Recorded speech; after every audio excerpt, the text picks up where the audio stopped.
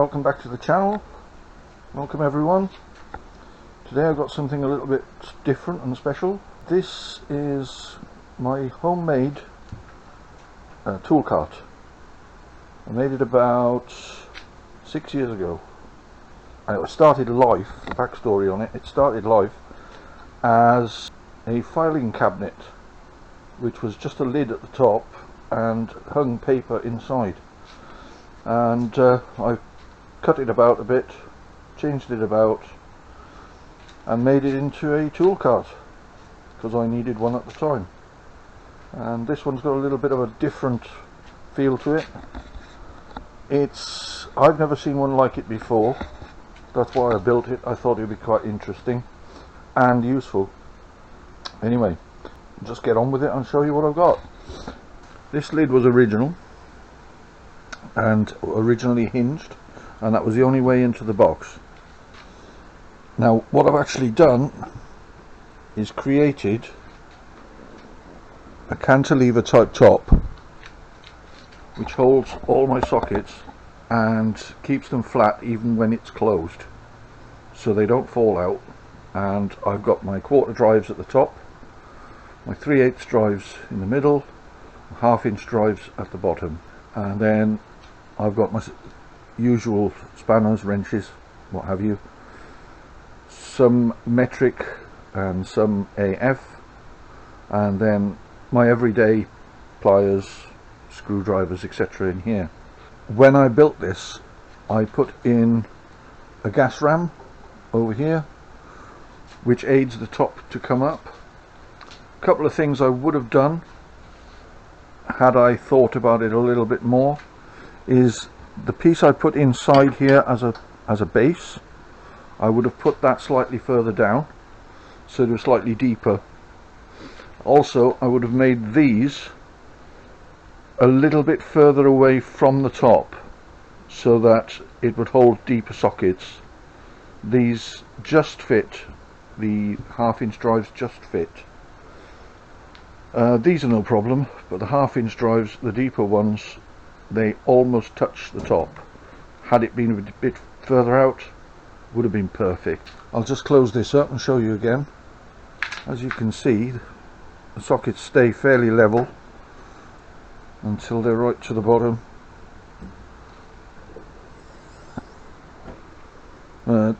Anyway, that's the top end of the box. Next thing I've got, I put in a drawer just here, and in that drawer I've got my everyday bits and bobs, measuring equipment, a file, hammer, measuring tape, a little brake spanner, a couple of other bits and pieces, just so that I've got everything close to the vehicle when I'm working on it, or whatever I'm working on at the time. This box mostly gets used as a bench. Put the lid down and it becomes an ideal bench for working on various things. Another thing I did think of was locking it, because there were no locks on it at all. So I've got this little device here. As you can see, there's a hole just here, and as you close the lid it presses down on this, which stops that from being able to be opened. I've also got one here which, as it presses down, locks the doors at the bottom. Right, and what I've got here is a cupboard at the bottom, which is not as full as it used to be, but I've got a little bracket there so that I can keep screwdrivers, pry bars, etc. I've also got magnets on the side of the doors, so as they open they clip back. As you can see, I've got my metric wrenches there. I used to have my Allen keys through the holes at the top there. I also had my magnetic trays and what have you on the inside of the door. Then I bought this old toolbox in the bottom here in about 1979.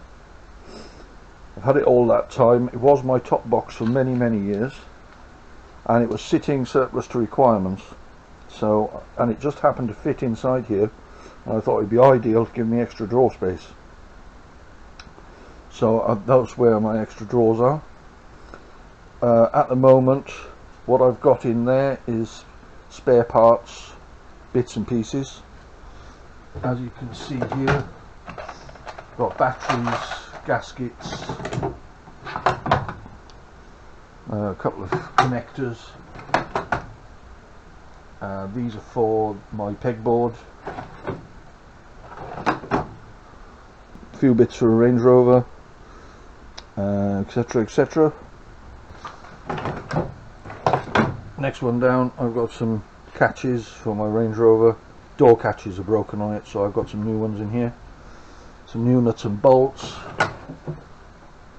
And in the bottom, welding supplies and some cutting discs. I've got some spare wire for when I use gas, flux core wire for when I don't have any gas left, some spare nozzles and tips, and a few other bits and pieces. This used to be full of tools, but this was my main box at one point. But since I bought the bigger box, I've moved most of my tools out of this into the larger box and only use this for when I'm working on vehicles. That's why it's not as full. I also have my spares in there, like you've seen. The handles on the side are actually boot handles off a Volvo 700 series, and I just happen to have two of them, and that's what I made the handles from. Screwed those on. The base in here is made from the roof of the old Volvo, and so is this drawer. This part on the front of the drawer is aluminium window frame, and the aluminium parts on the front of the doors are from an old shower, which I thought would be quite nice to use because it filled out the space. The doors are the original steel that was in the front of it, which I cut out with very carefully with an angle grinder, hinged them, and then used the centre where the grinder had cut 3mm off either side, so they were a little bit on the small side. I used the aluminium strips to close that gap, and of course I've got the obligatory snap-off sticker there because it is a snap-off cabinet.